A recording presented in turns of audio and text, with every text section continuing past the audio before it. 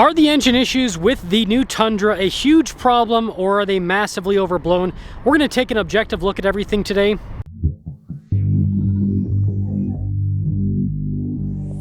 And we're going to get to the bottom of Toyota's Tundra problem. Carl Malone Toyota is providing us with this Tundra. Link to their website in the description down below.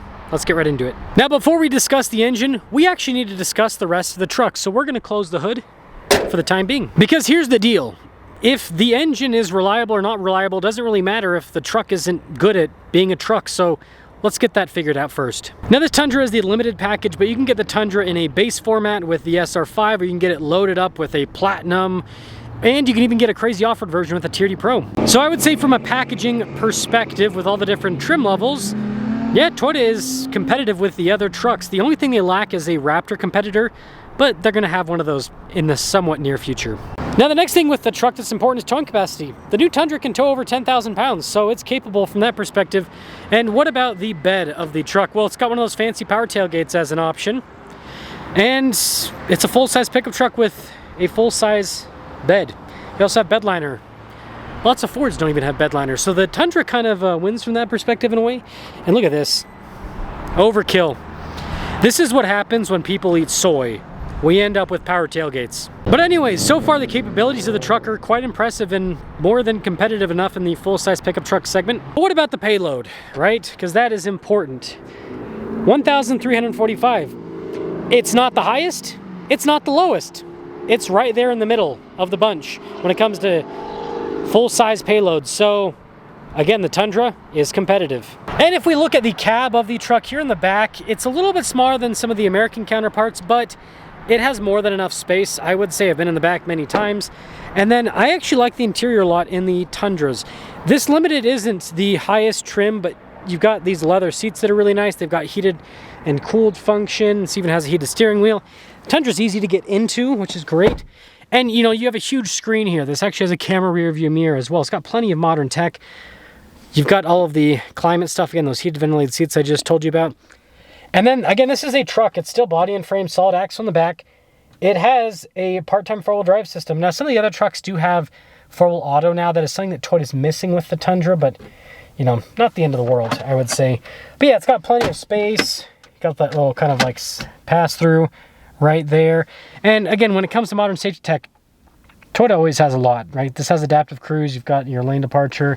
It's got blind spot monitoring with the mirrors. And the pricing on these is very reasonable within the full-size pickup truck segment. So this is the hybrid. The hybrid does add a little bit to the price tag compared to the non-hybrid. But even with that, $61,560. This does have some options added to it. $68,172. A similar American full-size is going to be quite a bit more expensive.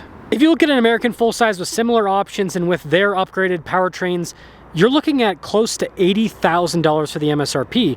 And so the Tundra, from a pricing perspective, is very appealing. So I can say that we objectively checked the box as to whether or not this truck is worth looking at in today's truck world. And the answer is yes. It is more than competitive enough within the full-size pickup truck segment. Now let's talk about that engine. Now, there are two different variants on this powertrain. There's the hybrid, which this one has, and there's the non-hybrid. Both of them are twin-turbo 3.4-liter V6s that go through 10-speed automatics. With the hybrid, you do have a little bit more torque, a little bit more horsepower. They basically shove an electric motor between the engine and transmission.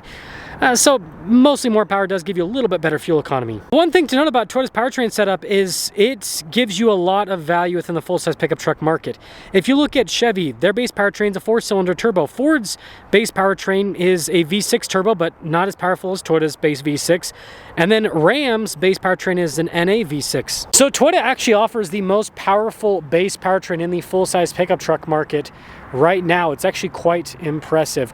But what about the problems with this engine? These aren't going to be exact figures, but Toyota has recalled a little bit over 100,000 of these Tundras so far. There's two different recalls. The first one was like 90-ish thousand Tundras. The second one was like 40-ish thousand Tundras, but that's a recall. That's not a guaranteed failure. Diving into the numbers, I found the actual fail rate to be 1% or 0.8%.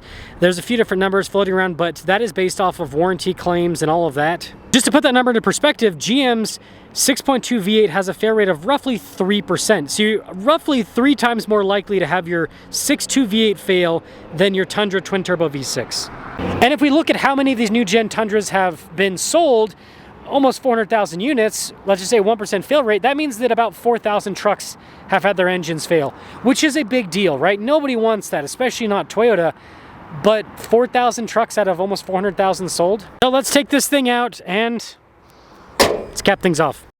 Doing the research for this video, it was very interesting for me to see the actual figures, because again, I see all the social media posts that you guys see where it's like the end of the world. Toyota has, you know, they're like, oh, Toyota's not Toyota anymore, right? And you guys know I make jokes on the channel, but like hopefully I'm good enough at communicating that you guys can see that I'm making jokes here and there with stuff. Or I'm like, oh, if you buy a Tundra, the engine's gonna blow up, right?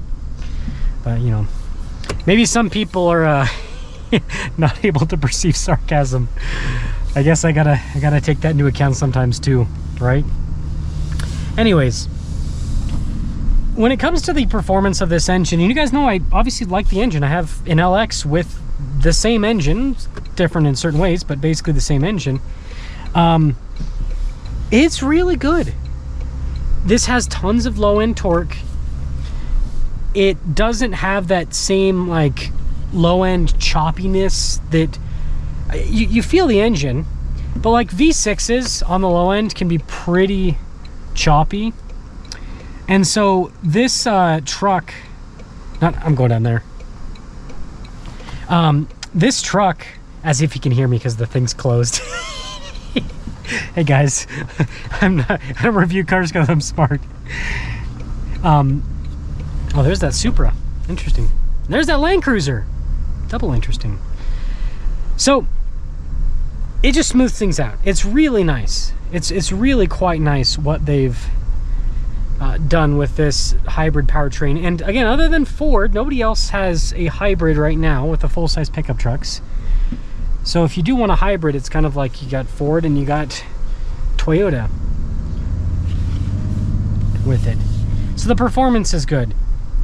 And then when it comes to like the actual kind of situation as it's playing out, I think that Toyota recalling so many vehicles, when I look at the objective facts, that to me shows an act of good faith. Now you can agree or disagree with me on that point, and look at the torque on this thing. Vroom, vroom. Yeah, it gets up. I think it's an act of good faith because they have a fail rate of less, again, the figures say 1% or less than 1%. There's, again, you're going to have disputed claims on this because they're going to be numbers that are extrapolated, right? What these numbers are based off of is you're going to have, you know, dealers that'll have warranty claims, and they'll go, okay, well, we've sold this many vehicles, we have this many engines that we've replaced, and you take a percentage and you kind of congregate those numbers. So it's not going to be perfectly accurate. That's why you got a range of 0.8% to 1%. But either way, we're talking about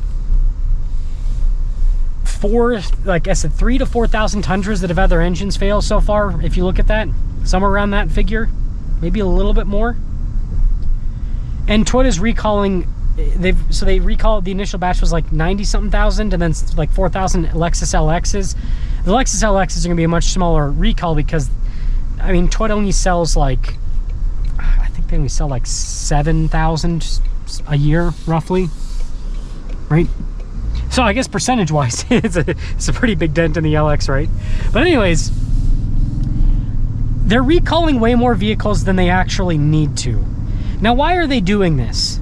I think the reason why they're doing this is they're trying to gather data, right? Because they know there's obviously an issue, right?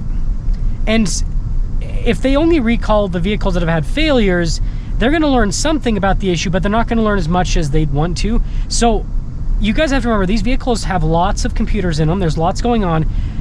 The data from every single one of these Tundras is going to be sent back to Toyota. And with the recalled ones, right? You're gonna be taking it into the dealership and, you know, having some work done. All of that data will also be sent over to Toyota. So what Toyota is doing is they're getting a massive data set on these Tundra engines to find a solution. So that's where I say that from my perspective, and again, you can agree or disagree with me. That's why YouTube has a comment section, right? It's an open forum.